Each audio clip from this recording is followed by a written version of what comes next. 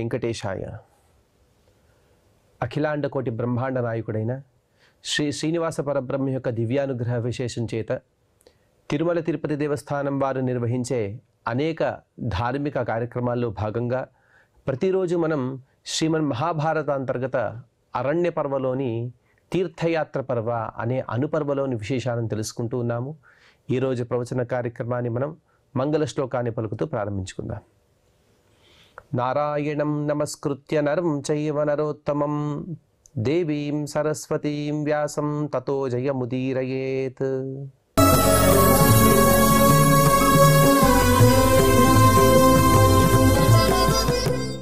శ్రీ గురుభ్యో నమః. హరి ఓం. తీర్థయాత్ర పర్వ అనే అనుపర్వలో లోమశ మహర్షి గారు యవక్రీతుని యొక్క వృత్తాంతాన్ని తెలుపుతూ ఉన్నారు. యవక్రీతుడు భరద్వాజ అనే ఒక మునిగారి కుమారుడు.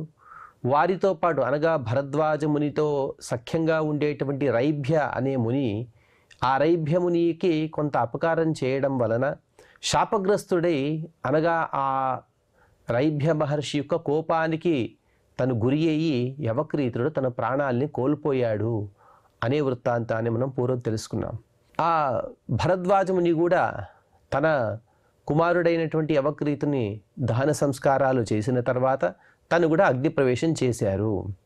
అగ్నిప్రవేశం చేస్తూ ఏ విధంగా నేను నా కుమారుని యొక్క మరణాన్ని చూశానో అదేవిధంగా నీవు కూడా నీ కుమారుల చేతని హింసింపబడతావు అనే శాపాన్ని కూడా ఇచ్చారు.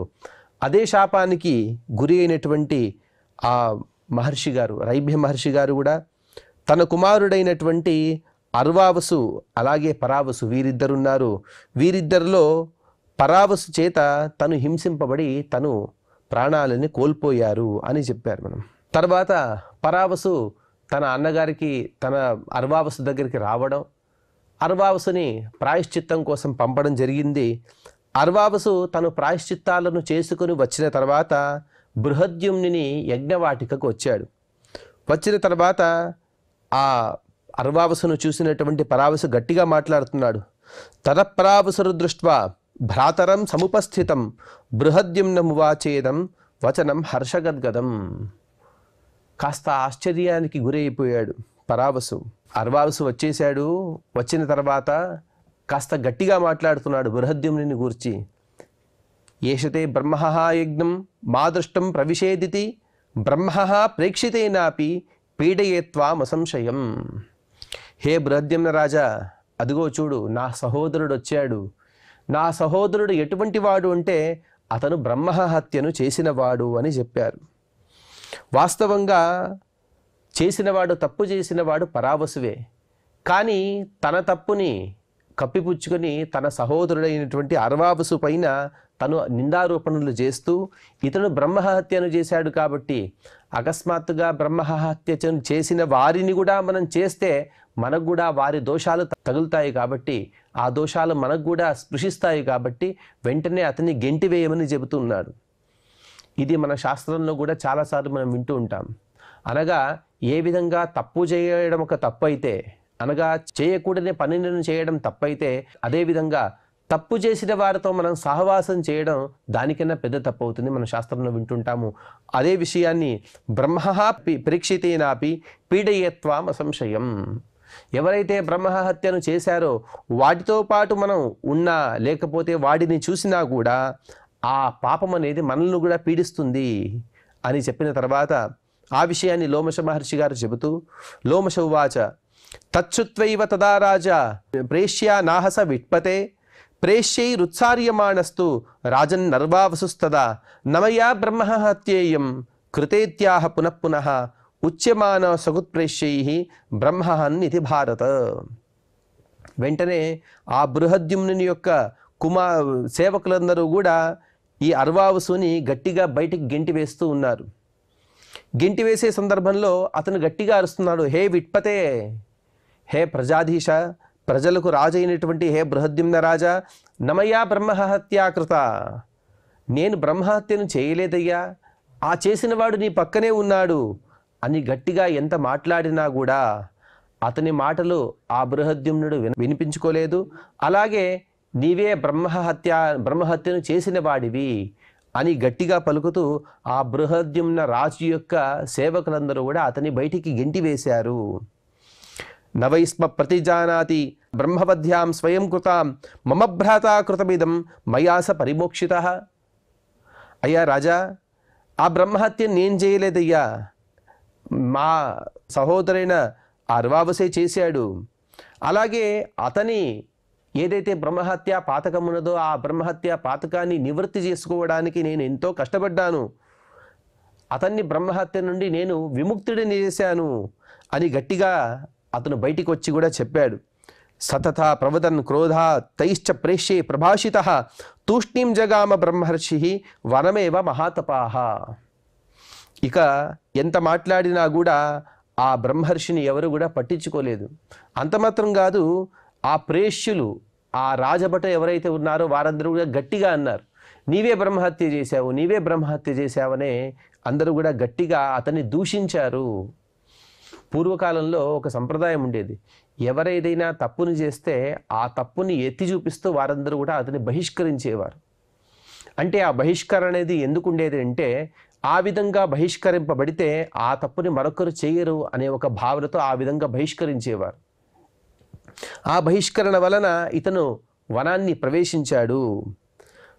వనాన్ని ప్రవేశించేదో అలా కాలం గడపలేదు, చాలా ఉత్తమమైనటువంటి ఉపాయాన్ని ఆశ్రయించాడు. ఆ ఉపాయం ఏమిటి అంటే, ఉగ్రం తపస్సమాస్థాయ దివాకరమథాశ్రిత రహస్య వేదం కృతవాన్ సూర్యస్య ద్విజసత్తమః మూర్తిమాంస్తం దదర్శాథ స్వయం అగ్రభు అవ్యయ.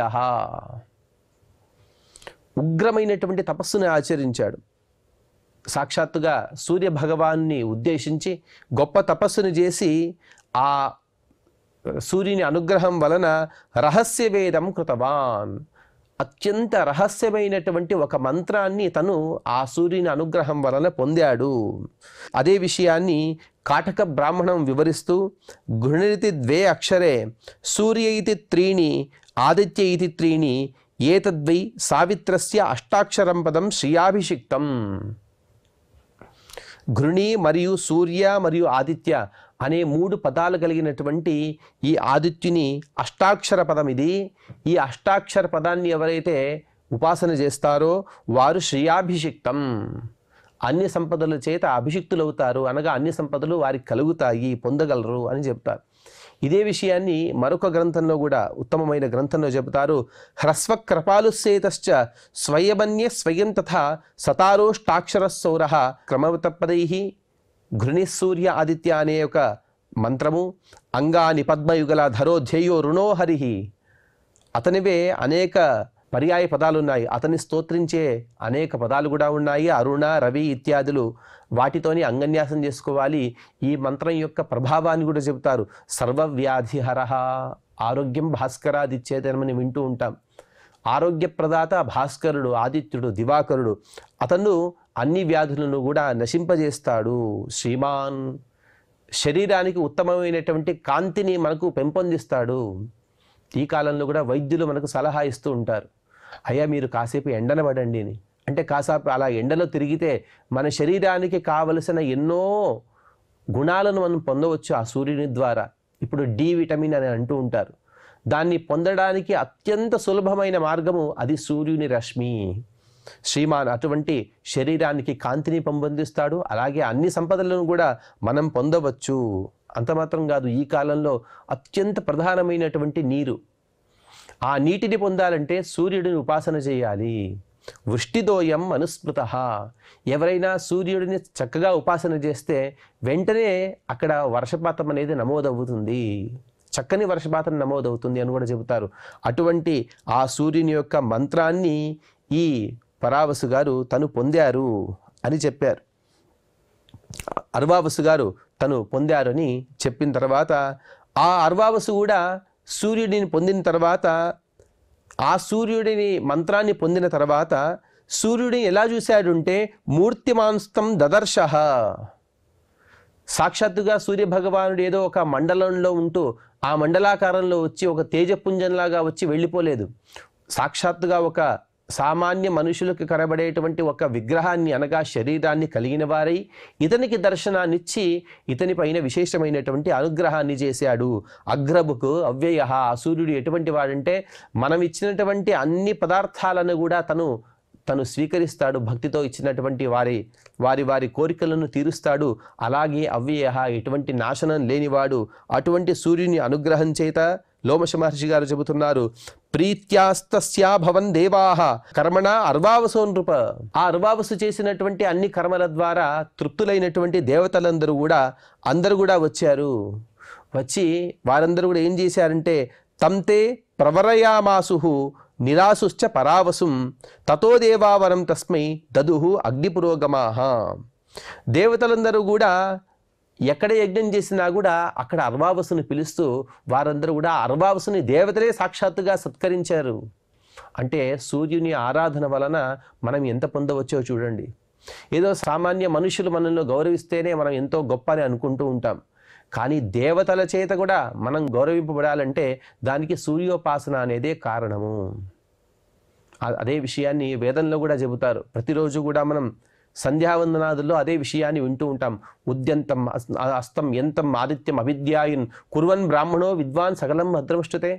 3 కాలాల్లో సరియైన సందర్భాల్లో సరియైన కాలంలో మనం సంధ్యావందనాదులు చేస్తే అన్ని మంగళాలను పొందవచ్చు అని మనకు వేదం చెబుతోంది. కాబట్టి దానికి ఉదాహరణగా మనం అర్వావసు యొక్క వృత్తాంతాన్ని చూడవచ్చు. సూర్యుని గురించి తపస్సు చేశాడు. దేవతలే కూడా గొప్ప గొప్ప దేవతలందరూ కూడా ఇతన్ని సత్కరించారు. అలాగే అతని తమ్ముడైనటువంటి పరావసుని అందరూ కూడా నిందించారు. నిందించిన తర్వాత దేవతలందరూ కూడా ఎప్పుడైతే అర్వావసు దగ్గరికి వచ్చారో అర్వావసు అనేక కోరికలను కూడా కోరాడట. ఏం కోరికలు కోరాడంటే చాలా విచిత్రంగా ఉంది ఈ కథ. సచాపి వరయామాస పితురుత్థానం ఆత్మనః అనాగస్త్వం తతో భ్రాతు పితుశ్చా స్మరణం వధే. తను తప్పును చేశాడు. తనైనా తన తమ్ముడైనా తప్పును చేశాడు. తన తమ్ముడు చేసినటువంటి తప్పుని క్షమించి తను గొప్ప గొప్ప వరాలను కోరుతూ మొట్టమొదటిగా తన తండ్రి గారైనటువంటి రైభ్య మహర్షి గారు మరొకసారి బతికి రావాలి అని ఒకటవ కోరిక. అలాగే అనాగస్త్వం తతో భ్రాతు, తన సహోదరుడైనటువంటి పరావసు చేసినటువంటి తప్పులు, ఆ తప్పులకు కూడా క్షమాయాచన తనే అడిగాడు. నా తమ్ముడు నా సహోదరుడు తప్పులు చేశాడు, కానీ ఆ తప్పులకు నిష్కృతిగా మీరేదో శిక్ష వేస్తే అది నాకు కూడా ఆమోదయోగ్యం కాదు. మీరందరూ కూడా అతన్ని క్షమించవలసినదే. అలాగే పితుశ్చా స్మరణం వధే, తండ్రి తను ఇలా ఒకసారి శరీరాన్ని వదిలాడు అనే విషయం తన తండ్రికి గుర్తుకు ఉండకూడదు. అలా గుర్తుకొస్తే నీవే గదవయ్యా నన్ను చంపావు అని పలుమార్లు తండ్రి గారు అకస్మాత్తుగా ఎప్పుడైనా క్రోధానికి గురి కావచ్చు. ఆ క్రోధం వలన మనకు అనేక అమంగళాలు వస్తాయి. కాబట్టి ఆ తల్లిదండ్రుల కోపానికి గురి కావడం కుమారులకు క్షేమం కాదు. కాబట్టి ఆ విషయాన్ని నా తండ్రి గారు మర్చిపోవాలి. ఇటువంటి 3 వరాలను కోరి తర్వాత 4వ వరం భరద్వాజస్య చోత్థానం యవక్రీతస్య చోభయోః ప్రతిష్టాం చాపి వేదస్య సౌరస్య ద్విజత్తమః ఏవమస్త్వితి తం దేవాః ప్రోచుశ్చాపి వరాన్ దదుః. ఇక తన తండ్రి గారికి మరియు భరద్వాజ మహర్షికి ఉన్నటువంటి ఏదో చిన్న చిన్న కలహాల వలనో లేకపోతే ఒక వారి కుమారులు చేసినటువంటి తప్పుల వలనో తన తండ్రి యొక్క నిమిత్తంతో మరణించిన భరద్వాజ మహర్షి, ఆ భరద్వాజ మహర్షి యొక్క కుమారుడైన యవక్రీతుడు, వీరిద్దరూ కూడా మరొకసారి బతికి రావాలి. ఇక వీటి అన్నిటి కూడా కారణమైనది ఏమిటి అంటే అది సౌరవేదము, సౌరమంత్రము. ఆ సౌరమంత్రం కూడా ప్రపంచంలో అత్యుత్తమ మంత్రంగా వెలుగొందాలి అని ఒక వరాన్ని కూడా కోరాడు. మొత్తానికి 6 వరాలని అతను కోరాడు. మొట్టమొదటిది తన తండ్రి గారు మరొకసారి జీవించి రావాలి, బతికుండాలి. అలాగే తన తమ్ముడి యొక్క సహోదరుని యొక్క తప్పులకు క్షమాయాచన, తన తండ్రి గారు ఎలా మొదటిసారి తను చనిపోయారనే విషయాన్ని తన తండ్రి గారికి గుర్తుకు ఉండకూడదు. భరద్వాజుడు అలాగే యవక్రీతుడు వీరిద్దరు కూడా బతికి రావాలి. సౌరవేదం అనేది, సౌరమంత్రం అనేది ప్రపంచంలో గొప్పదైనటువంటి ఖ్యాతిని పొందాలి అనే ఒక 6 వరాలను తను టకటకటక అడిగేశాడు. అడిగితే దేవతలందరూ కూడా ఇలా ఏం చెప్పారంటే ఏవమస్తు అలాగే కానివయ్యా. అంటే ఏదైనా వరాన్ని కోరే సందర్భంలో దేవతలు ఎలా ఆలోచిస్తారంటే స్వార్థంతో ఆలోచిస్తే కాస్త ఇవ్వడానికి కాస్త తడబాటు పడతారేమో, కానీ అంతా కూడా పరోపకారమే. ఇందులో ఈ ఋషికి ఎటువంటి స్వాతంత్రం అనగా తన ఉపయోగం ఎక్కడ కూడా స్వయిచ్ఛతో స్వార్థంతో ఏ కోరికను కోరలేదు కాబట్టి అన్ని కూడా లోకోపకారం కోసమే ఈ కోరికలను కోరాడు కాబట్టి దేవతలందరూ కూడా ఏవం ఏవం వస్తు, అలాగే నీవు అడిగిన విధంగానే మేమందరం కూడా ఈ వరాలను ఇస్తున్నాము అని వారందరూ కూడా వరాలను ఇచ్చారు. తత ప్రాదుర్భవూవస్తే సర్వయేవ యుధిష్ఠిర, ఏదో వరాలను కోరి ఎంతో కాలం తర్వాత వారందరూ వచ్చారు కాదు, వెంటనే భరద్వాజముని, రైభ్యుడు, అలాగే యవక్రీతుడు వీరందరూ కూడా వెంటనే అక్కడ కనబడ్డారు. అథాబ్రవీద్ యవక్రీత దేవానగ్ని పురోగమాన్ సమధీతం మయా బ్రహ్మ వ్రతాని చరితాని చ. ఈ శ్లోకము తర్వాత రెండవ శ్లోకానికి ఒకే అన్వయం కాబట్టి ఇంకొక శ్లోకాన్ని కూడా పఠించి రెండు శ్లోకాల యొక్క అర్థాన్ని తెలుసుకుందాం. కథం చరైభ్యశ్చక్తో మాం అధీయానం తపస్వినం తథాయుక్తేన విధినా నిహంతుం అమరోత్తమాః. హే దేవతలారా, మీరందరూ కూడా ఇక్కడ వచ్చారు కదా. యవక్రీతుడు తను దేవతలను ప్రశ్నిస్తూ ఉన్నాడు. అగ్నియే మొదలైనటువంటి దేవతలందరూ కూడా అక్కడ ఎదురుగా ఉన్నారు. నేను సమధీతం మయా బ్రహ్మ, బ్రహ్మ అంటే మంత్రముని అర్థం, మంత్రం అంటే వేదాలని అర్థం. నేనున్నో వేదాలని చదివాను, వ్రతాన్ని చరితాని చ, బ్రహ్మచర్యాది అనేక వ్రతాలను కూడా నేను చేశాను. కథం చరైభ్యశక్తో మాం, అటువంటి వేదాలను చదివి వ్రతాలను చక్కగా చేసినటువంటి నన్ను రైభ్య మహర్షి గారు ఎలా చంపగలిగారు? నాదేమైనా తప్పు ఉన్నదా? తథాయుక్తేన విధినా అనిహంతం అమరోత్తమాః, ఈ విధంగా నన్ను చంపడానికి ఏదైనా కారణం ఉన్నదా? నాలో ఏదేమైనా దోషమున్నదా? ఇవన్నీ కూడా మీరు సెలవివ్వవలసినది అని దేవతలను ప్రార్థించాడు. అందుకు దేవతలందరూ కూడా చాలా గొప్పదైనటువంటి మాట. ఈ కాలంలో ఆ యవక్రీతుని యొక్క దృష్టాంతం తీసుకుని ఏదో వామ మార్గాల్లో వెళ్ళే మనలాంటి వారికి గొప్పదైనటువంటి హితవాక్యాన్ని వారందరూ కూడా పలుకుతూ ఉన్నారు. దేవావూచుహు మైవం కృథా యవక్రీత తథా వదసి వైమునే వృతే గురుమధీతాహి సుఖం వేదాస్త్వయాపురా. హే యవక్రీత, నీవు ఏదైతే చెబుతున్నావో వాటిని చేయొద్దు. అంటే గురువు లేకుండా నీవు వేదాలన్నీ కూడా చదవాలి అని అనుకున్నావు, అది అసాధ్యము. వృతే గురుం అధీతాహి సుఖం వేదాస్త్వయాపురా. గురువు లేకుండా వేదాలను చదివితే దానివల్ల సుఖం వస్తుంది నీవు అనుకుంటున్నావు, అది అసాధ్యము. ఎందుకంటే ఇదే విషయాన్ని గురు స్తోత్రం అనే గొప్పదైనటువంటి స్తోత్రం. ప్రతి ఒక్క సందర్భంలో కూడా మనం గురువుని స్మరిస్తే అన్ని ఆపదలు కూడా వాటంతట అవే తొలగిపోతాయి. ఆపాద మౌలి పర్యంతం గురువునాం ఆకృతిం స్మరేత్ తేన విఘ్న ప్రణశ్యంతి సిద్ధ్యంతి చ మనోరథాః అని చెబుతారు. ఏదైనా దుఃఖ సందర్భాల్లో, సంక్లిష్టమైనటువంటి సందర్భాల్లో మనం పాదం నుండి మస్తకం వరకు మన గురువు యొక్క ఆకారాన్ని మనం స్మరించుకోవాలట. తద్వారా అన్ని విఘ్నాలు తొలగిపోయి మనకు కావలసిన అన్ని అభీష్టాలు కూడా దక్కుతాయి అని ఆ గురుస్తోత్రం చెబుతారు. అలాగే ఇక్కడ ఏదైతే ఆ యవక్రీతుడు చెప్పాడు కదా, గురువు లేకుండా నాకు అన్ని వేదాలు కూడా ప్రతిభాతం అవ్వాలని, అది అసాధ్యము. ఎందుకంటే గురువు ద్వారా మనం గురువు ప్రసన్నుడయ్యేనే మనకు ఏదైనా ఇస్తే దానివల్ల మనకు అన్ని మంచి జరుగుతాయి. గురుప్రసాదో బలవాన్ నతస్మాత్ బలవత్తరః యద్గురు ప్రసన్న స్యాత్ దద్యా తన్నాన్యథా భవేత్. ఈ విషయాన్ని కూడా గురుస్తోత్రంలో చెబుతారు. గురువు యొక్క ప్రసాదము, అనుగ్రహం కలిగిన వాడే ప్రపంచంలో గొప్పదైనటువంటి బలం కలిగిన వాడు. గురు ప్రసాదం కన్నా గొప్ప బలం అనేది ప్రపంచంలో ఏదేదీ లేదు. ఎందుకు అంటే హరే క్రోధే గురుస్త్రాత గురౌరుష్టే నకశ్చన.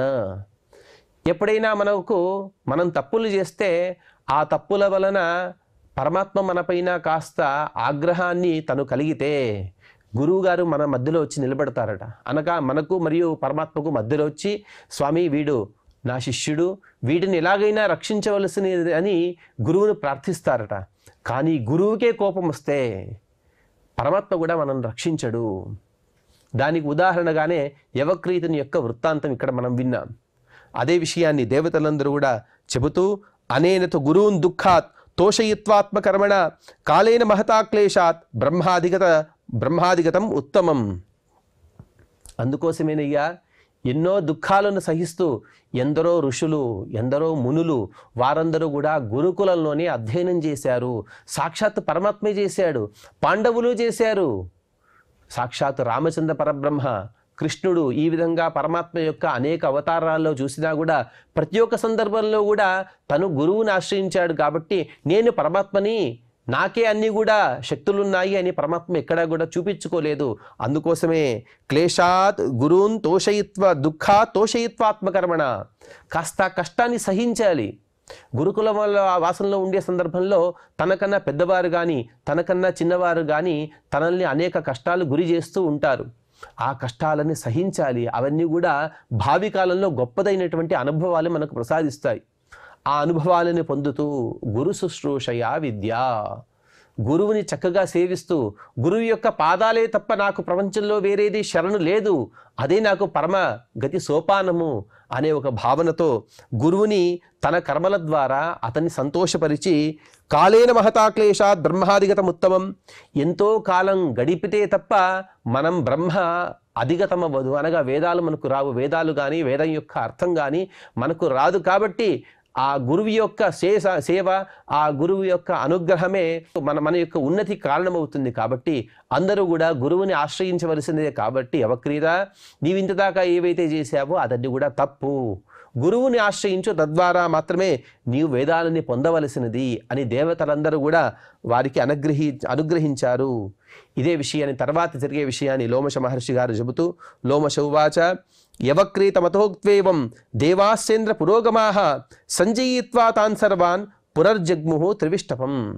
ఎవరెవరైతే ఈ వృత్తాంతంలో మరణించారో వారి అందరినీ కూడా పునః వారందరూ కూడా జీవితాన్ని ఇచ్చినటువంటి దేవతలు ఎవరు వారంటే ఇంద్రాది దేవతలు. వీరందరూ కూడా వారి వారి లోకాలకు వారు వెళ్ళిపోయారు.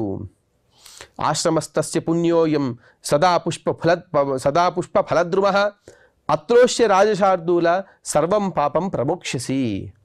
అటువంటి గొప్ప తపస్సు చేసిన, ఇంత గొప్ప సందేశాన్ని ఇవ్వడానికి కారణమైనటువంటి యవక్రీతుని యొక్క ఆశ్రమం ఇదేనయ్యా అని లోమశ మహర్షి గారు చెప్పారు. ఈ వృత్తాంతం ద్వారా మనం అనేక సందేశాలను తెలుసుకోవచ్చు. మొట్టమొదటిగా స్నేహితులుగా ఉండేవారు పరస్పరం ఎటువంటి ప్రలోభాలకు గురి కాకూడదు. అకస్మాత్తుగా ఒక స్నేహితుని వలన ఏదైనా అపకారం జరిగినా కూడా ఆ అపకారం వలన ఒకరిని శపించకూడదు అనేది ఒకటైతే, ఇక గురువు లేనిదే మనకు ఔన్నత్యం అనేది కలగదు అనే ఒక ఇంకా గొప్పది ఒక సందేశం. ఇక అన్నదమ్ములు ఎలా ఉండాలి, అలాగే ఏదైనా తెలిసి తెలియక తప్పు చేసినా కూడా దానికి ప్రాయశ్చిత్తం ఇలా చేసుకోవాలి.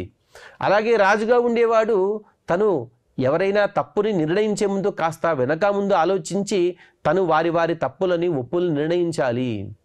ఇక ఏదో తప్పు జరిగిపోయింది కానీ ఆ తప్పు వలన తను బాధపడడం అంటే ఏదో ఆత్మహత్య చేసుకోవడమో ఇవేవి కాకుండా తప్పు ప్రభావం ద్వారా దేవత యొక్క అనుగ్రహం ద్వారా పొందరాని గొప్ప గొప్పదైనటువంటి స్థానాలని పొందవచ్చు అనే అనేక సందేశాలను ఈ వృత్తాంతం ద్వారా తెలుసుకోవచ్చు. ఈ విధంగా అనేక వృత్తాంతాలను తెలుపుతూ లోమశ మహర్షి గారు ఇక్కడికి 138వ అధ్యాయాన్ని పూర్తి చేసిన తర్వాత 139వ అధ్యాయంలో లోమశ మహర్షి గారు ఇలా చెబుతున్నారు. లోమశ ఉవాచ ఉషీరబీజం మైనాకం గిరిం శ్వేతం చ భారత సమతీతోసి కౌంతేయ కాలశైలం చ పార్థివ. హే భరత, హే భరతవంశంలో పుట్టినవాడా, కుంతీ కుమార, ఇంతకుముందు గొప్ప రాజ్యాన్ని వెళ్ళినటువంటి హే ధర్మరాజా, ఇదిగో మనం కొన్ని ప్రదేశాలను మనం అధిగమిస్తూ ఉన్నాము, దాటుతూ ఉన్నాము. అవి ఏమిటి అంటే ఉషీర బీజమనే మైనాక పర్వతము, అలాగే శ్వేతగిరి, కాలశైలము, ఇవన్నీ కూడా పర్వతాలే. ఈ పర్వతాలు మనం దాటుకుంటూ వెళ్తున్నాము. కాస్త చక్కగా వీటినన్నిటిని కూడా దర్శనించుకో.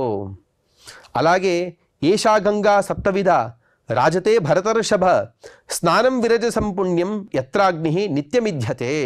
ఇక్కడ 7 పాయలుగా గంగ తను ప్రవహిస్తూ ఉన్నది. ఇక్కడ స్నానం చేస్తే మన శరీరంలో ఉండేటువంటి దోషాలని తొలగిపోతాయి. ఎక్కడైతే దేవతలు అలాగే ఋషులు మునులు వీరందరూ కూడా ప్రతి కాలంలో కూడా వారి వారి తపస్సును అగ్నిహోత్రాలను వెలిగిస్తూ అక్కడ అగ్నిని ఆరాధిస్తున్నారో అటువంటి ప్రాంతంలోనే మనం ఉన్నాము అని చెప్పాడు. ఈ ప్రదేశం ఏది అంటే త్రియోగి నారాయణ అనే ఒక పుణ్యస్థలం. ఇది హరిద్వార్ యొక్క అవతలి ప్రాంతంలో ఉందని కూడా ఇప్పటి చరిత్రకారులు చెబుతూ ఉంటారు. ఈ ప్రదేశం యొక్క వైశిష్ట్యం ఏమిటి అంటే, ఎక్కడైతే గంగ తను భూమిని చేరుకున్నదో అదే స్థలం ఇది అని చెబుతారు. అనగా దాదాపుగా మనం గంగోత్రిని అనుకోవచ్చు. అక్కడ ఉన్నటువంటి గంగ యొక్క 7 పేర్లను కూడా ఇలా చెబుతారు: భాగీరథి, జాహ్నవి, అలాగే బిలగంగ, మందాకిని, అలాగే ఋషిగంగ, అలకనంద మరియు సరస్వతి అనే 7 పాయలతో గంగ తను ప్రవహిస్తూ ఉన్నది. కానీ వీటి యొక్క మాహాత్మ్యాన్ని తర్వాతి శ్లోకంలో లోమశ మహర్షి గారు వివరిస్తూ, ఏతద్వై మానుషేణాద్య నశక్యం ద్రష్టుమద్భుతం సమాధిం కురుతా వ్యగ్ర తీర్థాన్యేతాని ద్రక్షత. హే ధర్మరాజా, ఏదో నాతో వచ్చేసావు, నాతో వచ్చిన వెంటనే ఇవన్నీ కూడా నీకు కనబడతాయని నీవు అనుకుంటున్నావు. కానీ వీటి యొక్క దర్శనం అనేది సామాన్యమైన మానవులకి అసాధ్యము. మానుషేనాద్య ద్రష్టుం న శక్యం. మానుష శరీరంతో వీటిని మనం చూడలేము. యౌగికమైనటువంటి శక్తి, మన తప ప్రభావం, అలాగే మన పుణ్య విశేషం ఉంటే మాత్రమే ఇవన్నీ కూడా మనకి గోచరిస్తాయి. అది లేకుంటే ఇవేవి కూడా మనకు కనబడవు. అందుకోసం నీవేం చేయాలో తెలుసా? సమాధిం కృత హే అవ్యగ్ర, ఇంద్రియాలను నిగ్రహంలో ఉంచుకొని ఎటువంటి దోషాలు లేని మనస్సు కలిగిన వాడవై నీవు సమాధిం కృత, పరమాత్మను నీ మనస్సులో చక్కగా స్మరించు. సమాధి అంటే ఐహికమైనటువంటి స్పృహను కోల్పోయి పరమాత్మ ఎందే మనస్సును ఉంచడమే సమాధి అని సామాన్యంగా చెబుతూ ఉంటాం. అటువంటి సమాధి స్థితికి వెళితే తప్ప నీవు ఈ 7 పాయలతో ఉన్నటువంటి గంగను దర్శించలేవు. కాబట్టి అటువంటి సమాధి స్థితికి వెళ్ళి నీ ఇంద్రియాలను నిగ్రహంలో పెట్టుకో. ఏతద్రక్షసి దేవానాం ఆక్రీడం చరణాంకితం అతిక్రాంతోసి కౌంతేయ కాలశైలంచ పర్వతం. హే రాజా, ఏదో ఇక్కడికి వచ్చేసాము, 7 పాయలతో గంగ ప్రవహిస్తుంది, ఏదో మాకు కనబడదు అంటే అలాగే అనుకోవచ్చు. కానీ లోమశ మహర్షి గారు దానికి సాక్ష్యం కూడా చెబుతున్నారు. అదిగో ఇక్కడంతా కూడా దేవతల యొక్క పాదాల గుర్తులు కనబడుతూ ఉన్నాయి. అక్కడంతా కూడా మట్టి భాగమే ఉంటుంది కాబట్టి ఆ మట్టిలో దేవతల యొక్క పాదాలు, అనగా మనుష్యుల యొక్క పాదాల గుర్తులకు దేవతల యొక్క పాదాల గుర్తులకు చాలా తేడా ఉంటాయి. మనుష్యుల యొక్క పాదాల గుర్తులు అలా సమంగా ఉండవు. కానీ దేవతలుగా ఎవరైతే ఉంటారో వారి పాదతలం ఏదైతే ఉంటుందో, అనగా పాదం యొక్క కింది భాగం మొత్తం సమంగా ఉంటుంది. ఎక్కడా కూడా అక్కడ టొళ్ళు అనేది ఉండదు. అది మొత్తం కూడా కనబడుతుంటే వారి పాదాల గుర్తులు వేరుగా కనబడతాయి. కాబట్టి అదిగో దేవతలు ఇక్కడ సంచరిస్తూ ఉంటారు. ఇదంతా కూడా దేవభూమి. దేవానాం ఆక్రీతం చరణాంకితం. దేవతలు ఇక్కడ వారు సంచరించారు, అదిగో గుర్తులు కనబడుతున్నాయి. అలాగే మనం కాలశైలం అనే పర్వతాన్ని కూడా మనం దాటుతూ ఉన్నాము. శ్వేతం గిరిం ప్రవేక్ష్యామో మందరం చైవ పర్వతం యత్ర మాణివరో యక్షః కుబేరశ్చైవ యక్షరాట్. అలాగే మనం ఇప్పుడు శ్వేతగిరి అనే ఒక గొప్పదైనటువంటి అనేక మహిమలు గల పర్వతాన్ని మనం ప్రవేశిస్తూ ఉన్నాము. అలాగే మందర పర్వతం యొక్క ప్రాంతంలో కూడా మనం ఉన్నాము. ఈ ప్రాంతం యొక్క గొప్పతనం ఏమిటి అంటే, మాణివర అనే యక్షుడు, అలాగే కుబేరుడు అనే యక్షుల యొక్క అధిపతి, వీరిద్దరు కూడా ఎక్కడైతే వారి వారి రాజ్యాన్ని వారు పాలిస్తూ ఉన్నారో అటువంటి ప్రదేశంలో మనం ఉన్నామయ్యా అని లోమశ మహర్షి గారు చెప్పారు. ఆ మాణివరుడు అలాగే కుబేరుడు వీరి యొక్క వైశిష్ట్యాలను మనం తర్వాతి ప్రవచనంలో తెలుసుకునే ప్రయత్నం చేద్దాం. ఈరోజు ప్రవచన కార్యక్రమాన్ని శ్రీవారి పాదపద్మముల యందు సమర్పిస్తూ క్షమాప్రార్థన మంగళ పద్యాన్ని మనం పారణ చేసుకుందాం. యదక్షర పదభ్రష్టం మాత్రాహీనం చ యద్భవేత్ తత్సర్వం క్షమ్యతాం దేవ నారాయణ నమోస్తుతే. శ్రియః కాంతాయ కళ్యాణ నిధయే నిధయేర్థినాం శ్రీవేంకట నివాసాయ శ్రీనివాసాయ మంగళం.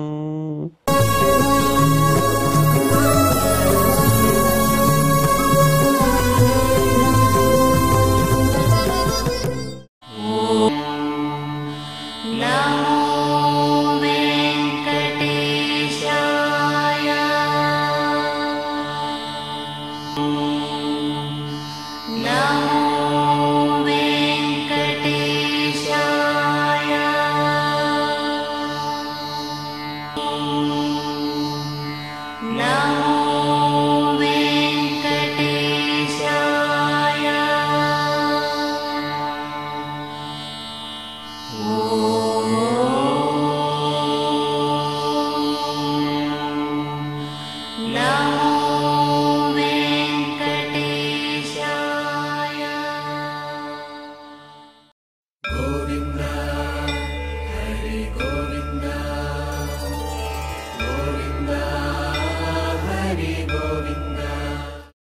ఓం నమో